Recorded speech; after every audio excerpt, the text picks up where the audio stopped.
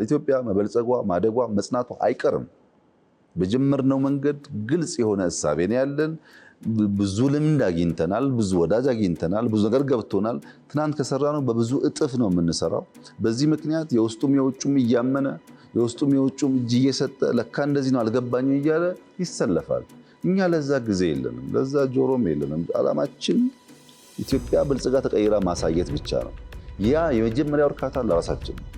ከኛ ሲያልፍ ነው ወደ አንተ ይመጣውና በእንደዚህ አይነት ኖይዝ እንደዚህ ያለውን ታላቅ ጅማሮ ማደናቀፍ የሚቻል አይመስለኝም። ነገር ግን ልማት ነውና ግድብ ስንገድብ ሰዎች እንደሚፈናቀሉት ሁሉ ከተማም ስንሰራ ሰዎች ከቦታ ቦታ ቢቀያየሩ፣ እርሻ ለምሳሌ የግለሰብ የነበረውን እርሻ በክላስተር በምናደርግበት ሰዓት አላግባብ የገቡ ቤቶች ካሉ መንደሮች፣ እነሱን አንስተን ወደ ዳር አውጥተን ሰፈሩን በሙሉ በዶዘር በትራክተር የምናርስ ከሆነ ቦታ ሊቀይሩ ይችላሉ። ድምር ውጤቱ ግን በሀገርም በቤተሰብም እድገት ነው የሚያመጣው እንጂ ውድቀት አያመጣም፣ በጊዜ ማለት ነው። ለዛ ዝግጁ መሆን ያስፈልጋል።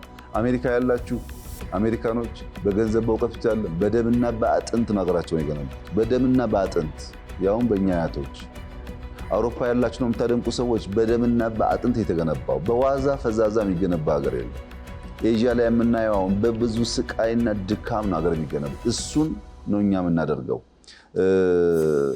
እሱን ስናሳካ የሚፈጠሩ ስህተቶች ካሉ ዋና ዓላማው ለሕዝብና ለሀገር ስለሆነ እናርቃለን፣ እናርማለን፣ እናሻሽላለን። ያው ተማሪዎች ስለሆን እናጠፋው ነገር ካለ ችግር የለውም፣ ክፍት ነው። ያን ለመማር ዝግጁ በሆነው ልክ ግን ካለምናት ስራ ካሰብናት ስራ ኢትዮጵያን ብልጽግና ከመውሰድ ለሰከንድ ደግሞ ይዘናጋል በሚያስብ ሰው ጊዜው ማባከን የለበትም።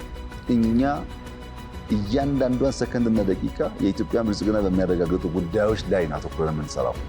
በዚህ ህሳቤ ቢታይ ጥሩ ነው። ብዙዎች ተጠቅመዋል።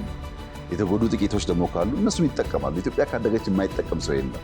ለጊዜው ሊሆን ይችላል ችግሩ፣ በሎንግ ረን ሁላችን የሚጠቅመን ስለሆነ እሱን እያሰብን ብንሄድ መልካም ነው ብዬ ነው የማስበው።